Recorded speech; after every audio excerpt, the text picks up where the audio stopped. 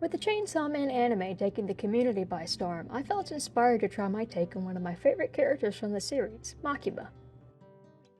I had a couple dolls in mind for this project, but I chose this head purchased from AliExpress because of the more mature features and subdued expression. I really wanted to draw on the eyes, as her eyes are a very unique aspect of her design, but I wasn't willing to compromise with the more goofy smiles that the head has. So, insert eyes it was.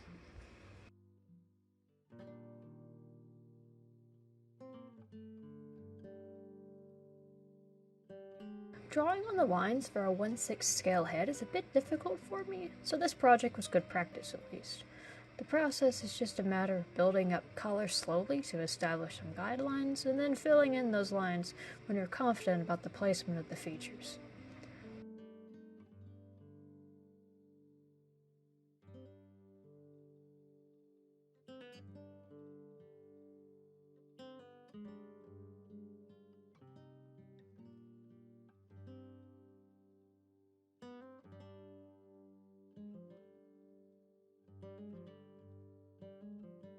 I combined watered-down paint and pigment pulled from my watercolor pencils to create lines under the eyes. One thing I really appreciated about the character designs in Chainsaw Man was how grounded and realistic the characters felt. The wrinkles under Makima's eyes are a small touch, but they really do make a difference.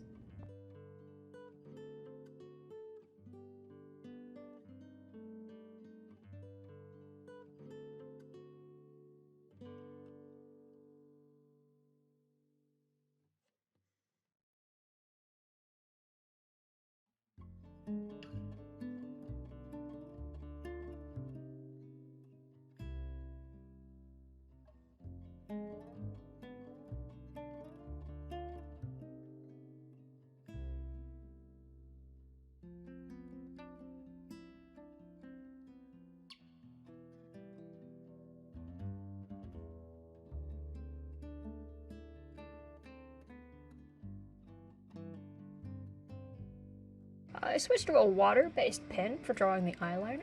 I believe this pen is actually intended for manga artists, but the lines are crisp and dark enough that I enjoy using it for dolls.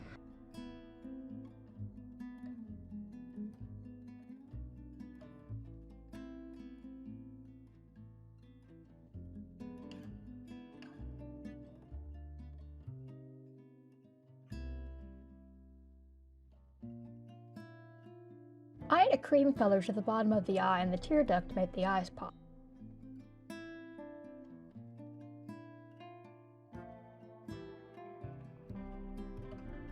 At this point, I'm just darkening colors and sharpening lines.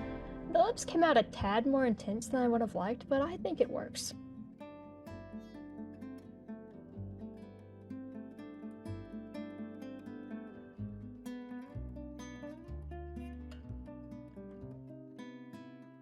Finally, I apply some gloss to the lips and the waterline to add some dimension to the head. It's a minor detail, but it really brings a face up to life.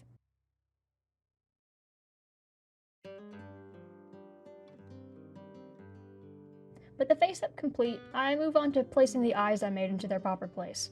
I stick them in with a bit of blue poster tack and nudge them around until I'm happy with the position.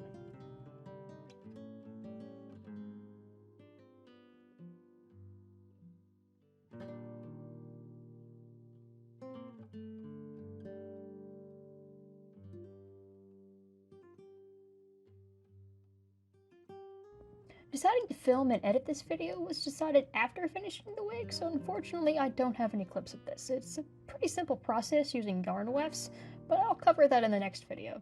So we'll moving straight on to making the outfit. I created a pattern using the tape method, and luckily Makima's outfit is quite simple, so just a pair of slacks and a dress shirt, so we won't exactly have to break out any fancy sewing techniques.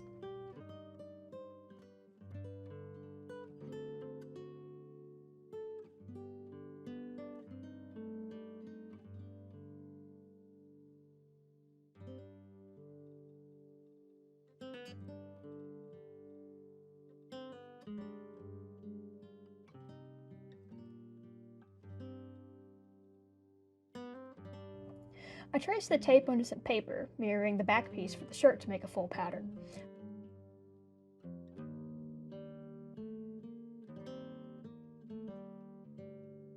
measure about how long I want the slacks to be and translate that to the pattern. With the pattern pieces cut out, I'll compare it to the doll. I lucked out this time, as the pattern didn't require any adjustments, and it actually fit properly in one try.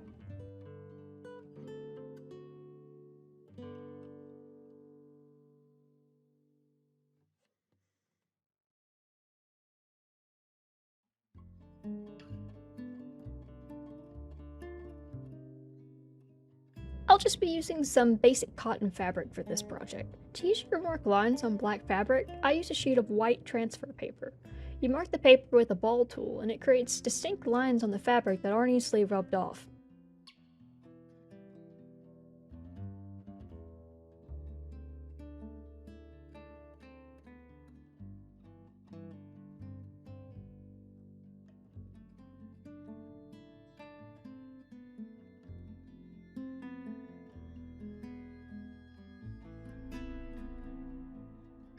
Again, these pants are quite simple. I just attach each of the corresponding pieces to each other, and then pin the two sides together and sew around the crotch seams. I quickly hem the pants leg before finishing off the sides.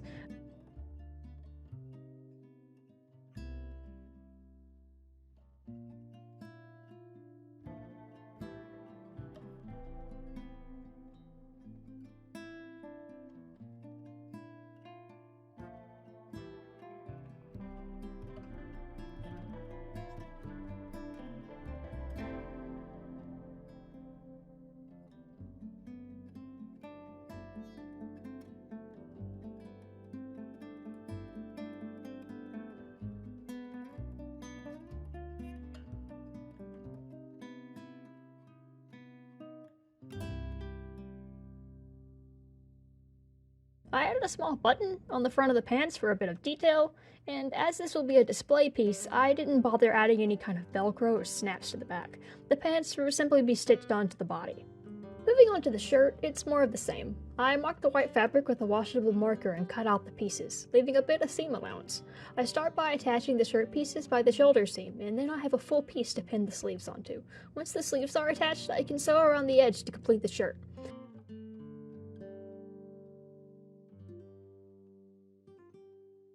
I added a small dart to the pattern to better fit across the bust, so I quickly sew that up as well. After adding some cuffs off camera, the shirt is basically finished. I will run it under the sink for a bit to wash off the marker lines, but I just wanted to test the fit first. There's a shirt collar too, but the process was a bit of a headache and I couldn't be bothered to film it.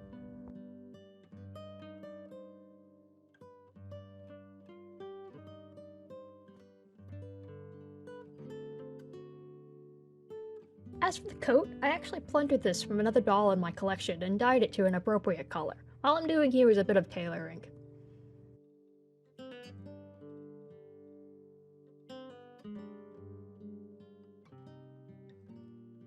The shoes were taken from a Creatable World doll, and they look close enough to dress shoes that with a coat of paint they'll work just fine.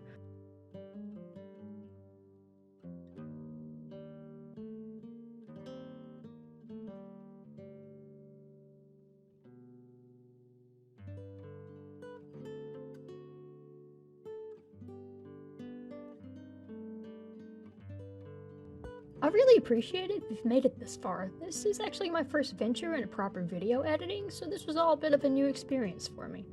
Thank you for watching, and I hope to make more doll videos in the future.